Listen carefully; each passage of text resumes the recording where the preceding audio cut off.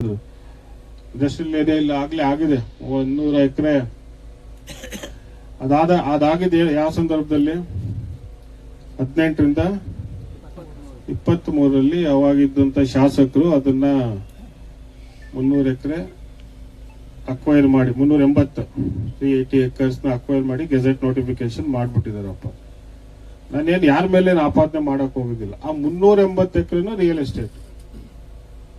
ಏನ್ ಹೇಳಿ, 380 ಎಕರೆನು real estate ಅಲ್ಲೇ ಮಾಡಿರೋದು ಸುಳ್ಳದು.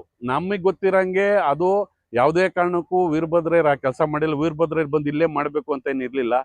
ಹಿಂದೆ ಬರಗಾಲ ಬಂದಾಗ ಬಂದು ಕೇಳಿದ್ರು, ಏನಪ್ಪ ಇಲ್ಲಿ ಮಾಡಿದ್ರೆ ಅನುಕೂಲ ಆಗುತ್ತಾ ಅಂತ. ನಾವೆಲ್ಲ ಹೂ ಅಂತ ಆಯ್ತು ಸರ್ ಒಳ್ಳೇದಾಗ್ಲಿ. ಹೆಸರು MR ಜಗನ್ನಾಥ್ ಅಂತ.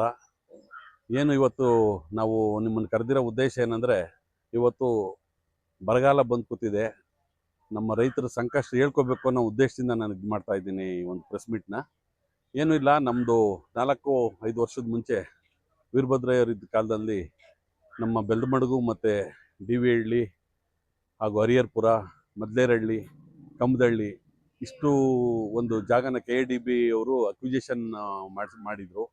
ಹಿಂದೆ ಇದ್ದಂಥ ಶಾಸಕರು ಇಲ್ಲ ಒಳ್ಳೆ ರೇಟ್ ಬರ್ತದೆ, ನಿಮಗೆಲ್ಲ ಅನುಕೂಲ ಆಗ್ತದೆ, ಇಂಡಸ್ಟ್ರಿಯಲ್ ಆದರೆ ಇಡೀ ತಾಲೂಕಿಗೆ ಅನುಕೂಲ ಆಗ್ತದೆ, ನೀವೆಲ್ಲ ಸಹಕಾರ ಕೊಡಬೇಕು ಅಂತ ಕೇಳಿದಾಗ ನಾವು ಆಯಿತು, ಒಳ್ಳೆ ಜನಗಳಿಗೆ ನಮ್ಮೊಬ್ಬರಿಂದ ಅನುಕೂಲ ಆಗಂಗಿದೆ, ನಮ್ಮೆಲ್ಲ ರೈತರಿಂದ ಒಂದಿಷ್ಟು 380 ಎಕರೆನೇನೋ ಟೋಟಲ್ 350 ಎಕರೆ ಜಮೀನು ಹಾಗೂ ಉಳಿಕೆದು ಖರಾಬ್ ಜಮೀನು ಒಂದು 20-30 ಎಕರೆ ಸೇರಿ 380 ಎಕರೆ ಜಮೀನು ಅಕ್ವಿಜೇಷನ್ ಆಗಿದೆ.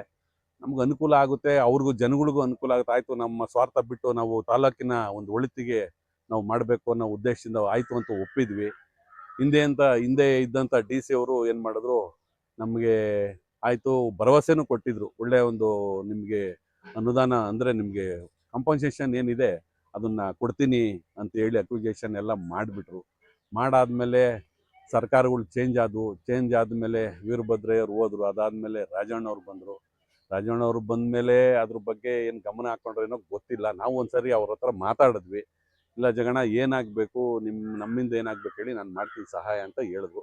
ಅಣ್ಣ ಈ ರೀತಿ ರೈತರಿಗೆ ತೊಂದರೆ ಆಗಿದೆ, ದಯಮಾಡಿ ನೀವು ಹೆಚ್ಚಿನ ಒಂದು ಹಣವನ್ನು ಕೊಡಿಸಿದ್ರೆ ನಾನು ರೈತರ ಹತ್ರ ಮಾತಾಡ್ಬಿಟ್ಟು ನಾನು ಮಾಡಿಕೊಡ್ತೀನಿ, ಎಲ್ಲರಿಗೂ ಒಪ್ಪಿಸಿ ನಾನು ಅಕ್ವಿಜೇಷನ್ ಇದಕ್ಕೆ ಎಲ್ಲರೂ ಒಪ್ಪಿಗೆ ಇದು ಮಾಡ್ತೀವಿ, ಇಲ್ಲಾಂದರೆ ಕಷ್ಟದ ಕೈ ಆದರೂ ಬಿಡಿಸ್ಬೇಕಣ್ಣ ಇಲ್ಲಾಂದರೆ ಅಂತ. ಯಾಕಂದರೆ 18ರಿಂದ 20 ಲಕ್ಷ 25 ಲಕ್ಷ ಮಾಡಿಕೊಡ್ತೀವಿ ಅಂತ ಹೇಳಿದರು.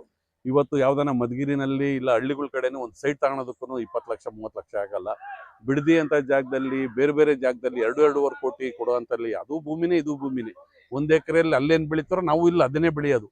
ಅವ್ರಿಗೆ 2-2.5 ಕೋಟಿ ಕೊಡುವಂಥ ಸರ್ಕಾರ ನಮ್ಮ ಭೂಮಿಗಳಿಗೆ ಯಾಕೆ ನಿರ್ಲಕ್ಷ್ಯ ಮಾಡ್ತಾ ಇದೆ? ಅದ್ರ ಜೊತೆಯಲ್ಲಿ ಏನಾಗಿದೆ, ಬರಗಾಲ ಬಂದಿದೆ. ನಾವು ಆ ಜಮೀನ ಯಾರಿಗಾನ ಒತ್ತೆ ಇಟ್ಟಾದರೂ ಒಂದು ಸ್ವಲ್ಪ ಹಣ ತಗೋಬೇಕು, ಯಾವುದಾನ ಮಕ್ಳು ಮರಿಗೆ ಅಡ್ಮಿಷನ್ ಮಾಡಿಸ್ಬೇಕು ಅನ್ನೋದಕ್ಕೋಸ್ಕರನ ಎಲ್ಲನ ಯಾರಿಗಾನ ಕೇಳಬೇಕು ಅಂದ್ರೆ ಎಲ್ಲ ಪಾಣಿನಲ್ಲಿ ಎಂಟ್ರಿ ಆಗಿರ್ತದೆ, ಯಾರೂ ತಗೊಳಲ್ಲ. ಇದನ್ನ ನಾವು ಯಾರನ್ನ ಕೇಳಬೇಕು? ಹಿಂದೆ ಪರಮೇಶ್ವರ್ ಸಾಹೇಬ್ರನ್ನೂ ಕೇಳಿದ್ವಿ, ಸಾಹೇಬ್ರು ಲೆಟ್ರ್ ಕೊಟ್ಟರು, ಇವರು ರಾಜಣ್ಣವರು ಕೊಟ್ಟಿದ್ದಾರೆ, ನಮ್ಮ ರೈತರಿಗೆ ಅನುಕೂಲ ಆಗಲಿ ಅಂತ 70 ಲಕ್ಷ ಕೊಡಿ ಅಂತ ಅವರು ಲೆಟರ್ ಕೊಟ್ಟಿದ್ದಾರೆ. ಇದ್ರ ಬಗ್ಗೆ ಯಾವುದೇ ಅಧಿಕಾರಿಗಳು ಗಮನ ಹರಿಸ್ತಾ ಇಲ್ಲ. ದಯಮಾಡಿ ಅಧಿಕಾರಿಗಳು ಗಮನ ಹರಿಸ್ಬೇಕು. ಮಾನ್ಯ ಶಾಸಕರು, ಮಾನ್ಯ ಮಾಜಿ ಸಚಿವರು, ಶಾಸಕರು, ರಾಜಣ್ಣವರು ಇದ್ರ ಬಗ್ಗೆ ಗಮನ ಹರಿಸ್ಬೇಕು. ನಮ್ಮದೇ ಆದಂಥ ನಮ್ಮ ಸಾಹೇಬ್ರು ಇದ್ದಾರೆ, ಉಸ್ತುವಾರಿ ಮಂತ್ರಿಗಳಿದ್ದಾರೆ, ಪರಮೇಶ್ವರ್ ಸಾಹೇಬರು, ಕಂದಾಯ ಮಂತ್ರಿಗಳು, ದಯಮಾಡಿ ಅವ್ರಿಗೂ ಮನವಿ ಮಾಡ್ಕೊಳ್ತೇವೆ. ನಾವೂ ಹೋಗ್ತೀವಿ, ಅವ್ರ ಹತ್ರ ಹೇಳ್ತೀವಿ. ಆದರೂ ನಿಮ್ಮ ಮೂಲಕ ಬೇರೆ ಕಡೆ ಸರ್ಕಾರಕ್ಕೂ ತಿಳಿಲಿ ಅನ್ನೋ ಉದ್ದೇಶದಿಂದ ನಾನು ಈ ಒಂದು ಪ್ರೆಸ್ ಮೀಟ್ನ ನಾನು ಕರೆದಿರೋದು. ರೈತರಿಗೆ ಅನುಕೂಲ ಆಗೋ ರೀತಿ ಮಾನ್ಯ ಶಾಸಕರು ಮುತುವರ್ಜಿ ವಹಿಸಿ ಬೇಗ ಮಾಡ್ಬೇಕು. ಯಾಕಂದ್ರೆ ಬೆಳೆ ಬೆಳೀತಿಲ್ಲ, ನೀರಿಲ್ಲ, ಬೋರ್ಗಳೆಲ್ಲ ಬತ್ತೋಗ್ತಾ ಇದ್ದಾವೆ. ಕೊನೆಗೆ ಯಾರಿಗೂ ಮಾರ್ಕೊಳಕ್ಕೂ ಆಗಲ್ಲ, ನಾವು ಇಲ್ಲಿ ಬಿಡಕ್ಕೂ ಆಗಲ್ಲ, ಆ ಪರಿಸ್ಥಿತಿ ಬಂದು ಕೂತಿದ್ವಿ. ನಾವು ಏನು ಇಡಕ್ಕಾಗಿ ಬರಲಿ, ಇವತ್ತು ಸ್ಪಾಟಲ್ಲೇ ಬಂದು ನೀವು ನೋಡಬೇಕು. ನಾವು ಕರ್ಕೊಂಡು ಹೋಗ್ತೀವಿ, ನಮ್ಮ ಜಮೀನುಗಳಲ್ಲಿ ಎಲ್ಲ ಒಣಗೋಗಿದೆ. ದನ ಕರುಗಳಿಗೆ ಮೇವಿಗೆ ಒಂದು ಕುರಿ ಕುಡಿಯೋದಕ್ಕೂ ನೀರು ಸಿಗ್ತಾ ಇಲ್ಲ. ಇಲ್ಲಿ ಯಾರ ದುಡ್ಡೆಲ್ಲಿ ಬರುತ್ತೆ? ನಾವು ಕೋರ್ಟ್ಗೆ ಹಾಕಿದ್ದೀವಿ, 18 ಲಕ್ಷ 20 ಲಕ್ಷ 25 ಲಕ್ಷ ಕೊಡ್ತೀವಿ ಅಂದ್ರೆ ಇವತ್ತು ಎಲ್ಲಿ ಕೊಡೋಕ್ಕಾಗ್ತದೆ? ಪಕ್ಕದ್ದು ಇದರಲ್ಲಿ ವಸಂತ ನರಸಾಪುರದಲ್ಲಿ 1 ಕೋಟಿ ಚಿಲ್ಲರೆ ಪರಿಹಾರ ಅಂತೆ, ನಮಗೆ ಇಲ್ಲಿ 18,000 20,000 25,000 ಮಾಡಿಸ್ತೀನಿ ಅಂತ ಕೇಳಿದಾಗ ನಾವ್ ಹೆಂಗ್ ಕೊಡಕ್ ಸಾಧ್ಯ? 1 ಎಕರೆ ಜಮೀನು ಯಾರೋ ಒಬ್ಬ ರೈತ ಕೊಡ 5 ಜನ ಅಣ್ತಂಬ್ರು ಇರ್ತಾರೆ, ಅದನ್ನ ಮಾರ್ಕೊಂಡ್ರೆ ಏನ್ ಬರ್ತದೆ ಅವ್ರಿಗೆ? 5 ಲಕ್ಷ 2 ಲಕ್ಷನೂ ಬರಲ್ವೇ? ಒಂದು ಸೈಟ್ ತಗೊಳಕಲ್ಲ, ಪ್ರಾಣ ಬಿಡ್ಬೇಕಾಗ್ತದೆ ಅಂತ ಪರಿಸ್ಥಿತಿ ಬಂದಿದೆ. ಏನೋ ಜಾಸ್ತಿ ಜಮೀನು ಇರೋರು, ನನ್ನಂತವ್ರು ಇರ್ಲಿ, ಒಬ್ಬನೇ ಮಗ ಇರ್ತಾನೆ, ಉಳಿಸ್ಕೋಬಹುದು. 5-6 ಜನ ಮಕ್ಳು ಇರೋರು ಏನ್ ಮಾಡ್ಬೇಕು?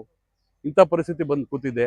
ದಯಮಾಡಿ ರಾಜಣ್ಣ ಅವ್ರು ಕೇಳೋದಿಷ್ಟೇ, ಇದ್ರ ಬಗ್ಗೆ ಗಮನ ಹರಿಸಿ ಬೇಗ ಪರಿಹಾರ ಏನಾನ ಒಂದು ಒಳ್ಳೆ ರೀತಿ. ನೀವೇ ಕೊಟ್ಟಿದ್ದೀರ ಲೆಟ್ರು, ನೀವು ನಾನು ಒಂದ್ಸತಿ ಹೋಗಿ ಅವ್ರ ಮನೆಯಲ್ಲಿ ಕೇಳ್ಕೊಂಡಾಗ, ಇಲ್ಲ ಜಗಣ ₹1,00,00,000 ಕೊಟ್ಟರು ಅಲ್ಲಿ ಜಮೀನುಗಳು ಸಿಗೋದಿಲ್ಲ, ನಿಮ್ಗೆ ಒಳ್ಳೆ ಪರಿಹಾರ ಕೊಡಿಸ್ತೀನಿ ನಾನು ಅಂತೇಳಿ ಲೆಟ್ರು ನಿಮ್ಗೆ ಏನು ಬೇಕೋ ಮಾಡಿಸಿ ಅಂತ ಹೇಳಿದ್ರು. 70 ಲಕ್ಷ ತನಕನಾದ್ರು ನಾನು ಮಾಡಿ ಕೊಡ್ತೀನಿ, ಅದಕ್ಕೆ ಮುಂಚೆ ಆಗುತ್ತೋ ಹೆಂಗೋ ಗೊತ್ತಿಲ್ಲ, ಅಷ್ಟಾದರೂ ನಾನು ಟ್ರೈ ಮಾಡ್ತೀನಿ ಅಂತ ಹೇಳಿದ್ದಾರೆ, ಭರವಸೆ ಕೊಟ್ಟಿದ್ದಾರೆ. ದಯಮಾಡಿ ಅವ್ರು ಕೇಳ್ಕೊಳೋದಿಷ್ಟೇ, ಇದನ್ನ ಬೇಗ ಆದಷ್ಟು ಬೇಗ ನಾವು ಮಾಡ್ಕೊಡ್ಬೇಕು, ಮುಕ್ತಿಗೊಳಿಸಿ, ಇಲ್ಲ ಕ್ಯಾನ್ಸಲ್ ಮಾಡಿಸಿ, ಸಂತೋಷನೇ. ನಮ್ಗೇನು ಇರೋದು ಬೆಳೆ ಏನೋ ಇಟ್ಕೊಂಡು ನಮ್ಮ ಪಜಿತಿ ನಾವು ಬಿದ್ದುಕೊಂಡು ನಾವು ಜೀವನ ಮಾಡೋದಕ್ಕೆ ರೆಡಿ ಇದ್ದೀವಿ. ಇಲ್ಲ ಬೇಗ ಅದೇನೋ ಒಂದು ಪರಿಹಾರವನ್ನ ನಮಗೆ ಕೊಡಿಸಿ ಒಳ್ಳೆ ಒಂದು, ಯಾಕಂದ್ರೆ ಪಕ್ಕದ್ದು ಬಿಡದಿನಲ್ಲೇ ನಾನು ಹೇಳ್ತಾ ಇದ್ದೀನಿ, 2-2.5 ಕೋಟಿ ಕೊಟ್ಟು ಇಡ್ಗಂಟು ಅಂತ ಬೇರೆ 5 ಲಕ್ಷ ಕೊಡ್ತಾ ಇದ್ದಾರೆ. ನಮ್ಗೆ ಗಂಟು ಇಲ್ಲ, ಏನೂ ಇಲ್ಲ, ಹಂಗಾಗ್ಬಿಟ್ಟಿದೆ, ಅಂತ ಪರಿಸ್ಥಿತಿ ಆಗಿದೆ. ಹಿಂಗ್ ಇರೋರು ಯಾರೋ ಬದುಕ್ಬೋದು 4-5 ಜನ ಅಷ್ಟೇ, ಬಿಟ್ರೆ ಇದನ್ನೆಲ್ಲ ಬಡವ್ರೆ, ಎಲ್ಲಾ ಜಾತಿ ಜನಾಂಗದವರು ಇದ್ದಾರೆ. ಹಂಗೂ ಮೊನ್ನೆ MLC ಅವರು ಮೊನ್ನೆ ಯಾವುದೋ ಭಾಷಣದಲ್ಲಿ ನೋಡಿದೆ, ಇಲ್ಲ ಅವರು ವೀರಭದ್ರಯ್ಯರು ಯಾವುದೋ ಅಗ್ರಿಮೆಂಟ್ಗಳು ಮಾಡಿದ್ದಾರೆ, ಬಿಸ್ನೆಸ್ ಮಾಡೋದಕ್ಕೆ ಬಂದಿದ್ದಾರೆ ಅಂತ. ಆ ಥರ ಯಾವುದೇ ಇದ್ರೂ ಒಂದಿದ್ರು ಸಮೇತ ದಯಮಾಡಿ ಕ್ಯಾನ್ಸಲ್ ಮಾಡಿ. ಯಾರನ್ನ ಒಬ್ರು ನೀವು ದಾಖಲೆ ಸಮೇತ ನೀವು ತೋರಿಸಿದ್ರು ಸಮೇತ ನಾವು ಅದಕ್ಕೆ ಶರಣಾಗ್ತೀವಿ, ನೀವು ಹೇಳ್ದಂಗೆ ಕೇಳ್ತೀವಿ. ಕ್ಯಾನ್ಸಲೇ ಮಾಡಿಸಿ, ಇನ್ನೂ ಸಂತೋಷನೇ ನಮಗೆ. ಇದರಿಂದ KDB ವತಿಯಿಂದ ಏನಾಗಿದೆ ಅಕ್ವಿಜೇಷನ್, ಅದನ್ನು ಕ್ಯಾನ್ಸಲ್ ಮಾಡಿಸಿದ್ರೆ ಋಣ ನಿಮ್ಮ ಋಣದಲ್ಲಿ ನಾವು ಇರ್ತೀವಿ ಅನ್ನಂಗೆ. ಇಲ್ಲ ಒಳ್ಳೆ ಒಂದು ಹಣವನ್ನು ಕೊಡಿಸಿ ಬಡವರಿಗೆ ಅನುಚಾರ ಸುಳ್ಳದು. ನಮಗೆ ಗೊತ್ತಿರಂಗೆ ಅದು ಯಾವುದೇ ಕಾರಣಕ್ಕೂ ವೀರಭದ್ರಯ್ಯರು ಆ ಕೆಲಸ ಮಾಡಿಲ್ಲ. ವೀರಭದ್ರಯ್ಯರು ಬಂದು ಇಲ್ಲೇ ಮಾಡಬೇಕು ಅಂತ ಏನಿರಲಿಲ್ಲ. ಹಿಂದೆ ಬರಗಾಲ ಬಂದಾಗ ಬಂದು ಕೇಳಿದ್ರು, ಏನಪ್ಪ ಇಲ್ಲಿ ಮಾಡಿದ್ರೆ ಅನುಕೂಲ ಆಗುತ್ತಾ ಅಂತ.